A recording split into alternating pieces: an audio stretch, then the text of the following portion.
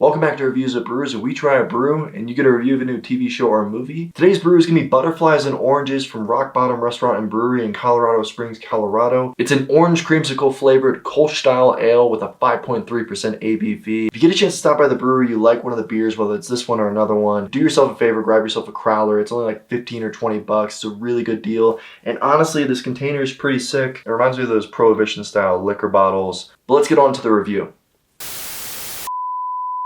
The film we're going to be discussing today is M. Night Shyamalan's Trap. Concept-wise, it's actually very intriguing. It's essentially about a father who takes his daughter to a concert that you find out is a trap to catch him, a well-known serial killer named the Butcher. From a direction standpoint, this film is very odd. The dialogue feels very clunky, it doesn't feel organic. This doesn't really feel like how people talk or how they act.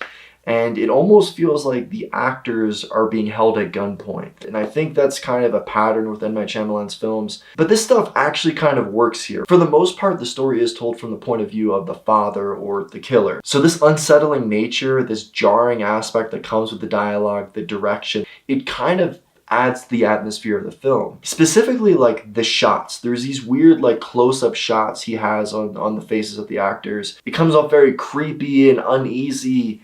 Especially Josh Hartnett's performance here. I think he does actually a really good job with what he's given here. The relationship between him and the daughter here feels authentic. I think that's kind of like the heart of the story. Overall, he's just trying to keep these two lives separate. I will say the character he's playing doesn't have a lot of dimension to him. And when you're telling a film from the perspective of this serial killer, you kind of want to get into their head. You want to understand where their head is at, what they're thinking.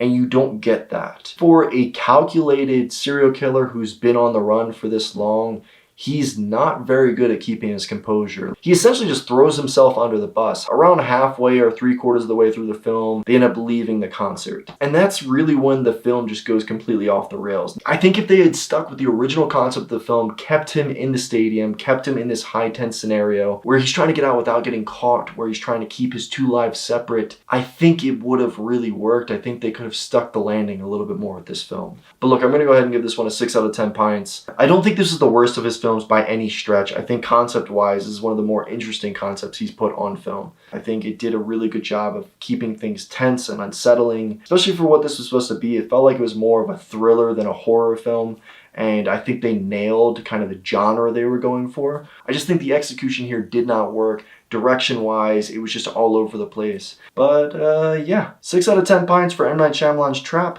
Cheers.